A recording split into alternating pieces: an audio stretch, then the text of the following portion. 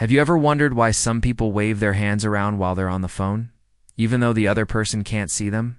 Or why someone might break out in a cold sweat or go completely pale when they're nervous? Look, we've all heard that if you want to know if someone's lying, you should watch their face. But here's the thing, everyone knows that. So guess what? That's exactly what people focus on hiding. Instead of trying to play detective by staring into someone's soul through their eyes, you should be looking down at their feet. Trust me on this, feet don't lie. I'm going to show you how to become a human lie detector using body language techniques that actually work. Now, this isn't some random internet theory I'm pulling out of thin air. This stuff comes straight from Joe Navarro, a guy who spent 30 years as an FBI counterintelligence specialist, talking about someone who literally caught spies and solved major crimes by reading body language. The man wrote the book on this, literally called What Every Body Is Saying. That's where most of today's content is coming from. So what exactly is body language? Well, it's basically nonverbal communication. All the stuff your body does to express what's going on in your head. We're talking facial expressions, how you move your arms and legs, where you position yourself, even what you choose to wear. And get this, body language makes up somewhere between 60 to 65% of all human communication. That's wild, right? Actually, there's one specific situation where two people communicate almost entirely without words.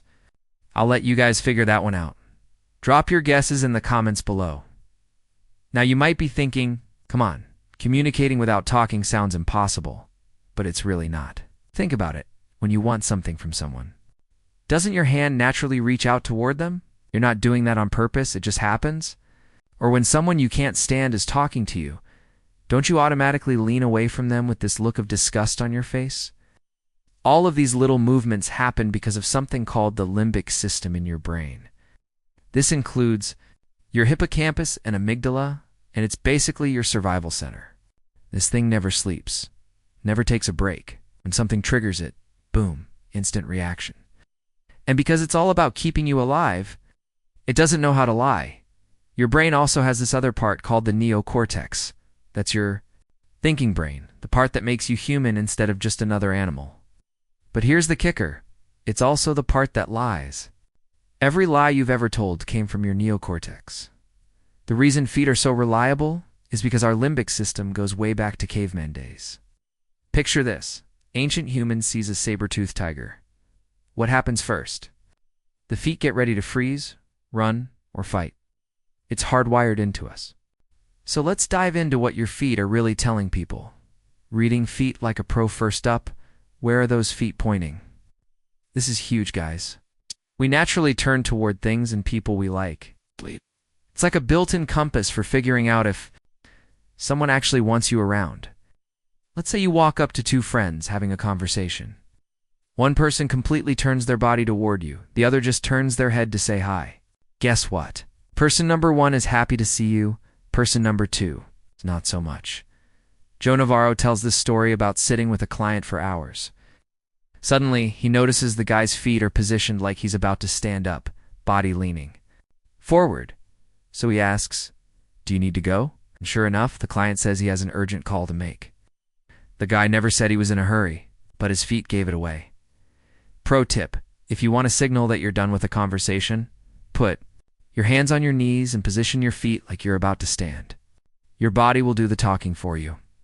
Second, the foot wiggle. Remember being a kid and bouncing around when you were excited. Adults do the same thing, just more subtly.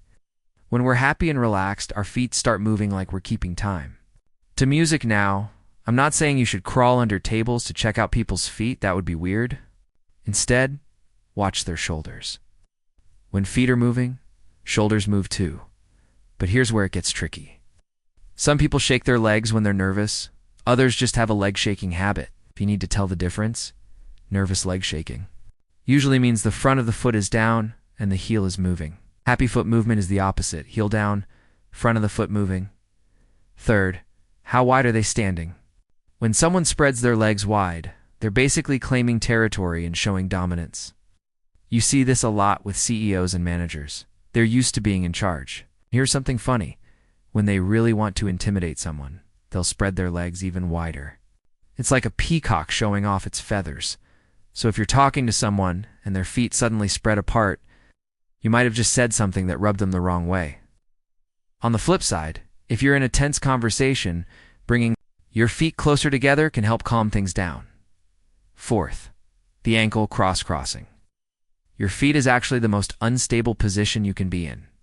If you had to run from danger, you'd be screwed. So when someone crosses their feet, they're basically saying, I'm comfortable enough here that I don't need to be ready to bolt. Think about it. You're alone in an elevator, you cross your feet because you're relaxed. Someone gets on, you uncross them. Your limbic system just went unknown person alert. Your torso tells stories to your torso is like a protective shell for all your vital organs, heart, lungs, everything important.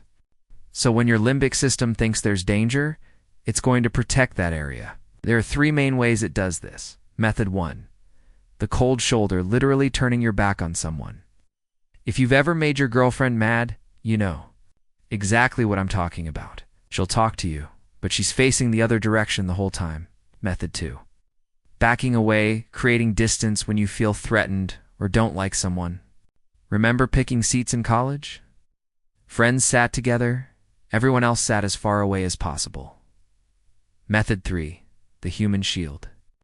Using objects or your arms to create a barrier. New students often clutch their books to their chest because everything feels unfamiliar and threatening. Once they get comfortable, they start carrying books normally. Guys do this too. It's just more subtly adjusting their sleeves, touching their watch, stuff like that. But when people like each other, complete opposite.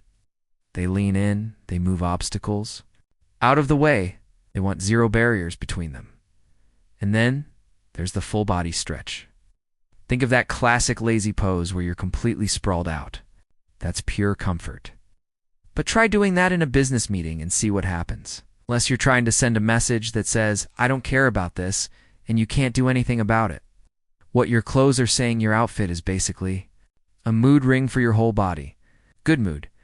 You put effort into how you look, maybe wear brighter colors. Bad mood? You throw on whatever's closest and call it a day. Special occasions reveal a lot too. Someone shows up to a date looking amazing. They care. Job interview in a wrinkled shirt? Maybe not so much. But you have to know the person's baseline. Some people just don't care about clothes, regardless of their mood, arms and hands. The real Mab's arm position matters, big-time arms up in the air. That's pure happiness, like when your team scores the winning goal. Arms glued to your sides. That's insecurity and feeling terrible. If you see a kid doing this, they might be getting bullied. Joe Navarro did this experiment where students interviewed each other. Half kept their hands under the table, half kept them visible. Guess which group made better impressions? The visible hands group came across as friendly and open, while the hidden hands group seemed sketchy, hand movements that don't mean lying. Touching your nose, face, or neck doesn't automatically mean someone's lying. These are self-soothing behaviors that happen when we're nervous. They trigger endorphin release, which helps us calm down. So yes, they indicate nervousness, but nervous doesn't equal liar, however. There are some hand gestures that are pretty clear. Someone points at you. They don't like you. Someone fidgets with their clothes while you're talking. They think what? You're saying is stupid? Someone keeps finding excuses to touch you? They probably like you. Want to seem friendlier? Show your hands. Think about how annoying it is when someone keeps their hands in their pockets during a conversation. Visible hands say, I've got nothing to hide. The hands that can't lie. While you can fake most hand movements, physiological responses don't lie. Sweaty palms mean nervousness, even in winter. Shaky hands mean stress and fear. Joe Navarro caught a criminal this way. During questioning, when he mentioned a specific name, the guy's cigarette trembled in his hand. That tiny tremor led to breaking the case. Cold hands and pale skin also indicate anxiety because your body is redirecting blood to your legs, getting ready for fight or flight. Putting it all together, look, body language is incredibly revealing, but you need to be smart about it. Everyone has their own baseline behavior. What's normal for them versus what's unusual. You also need to consider the environment and look for multiple signals, not just one. And here's the most important part. The goal isn't to become some kind of human. lie detector who goes around exposing everyone's secrets. The real value is in understanding people better, communicating more effectively, building stronger relationships. All right, everyone, that's it for today's video. Thank you for your likes and shares. See you next time.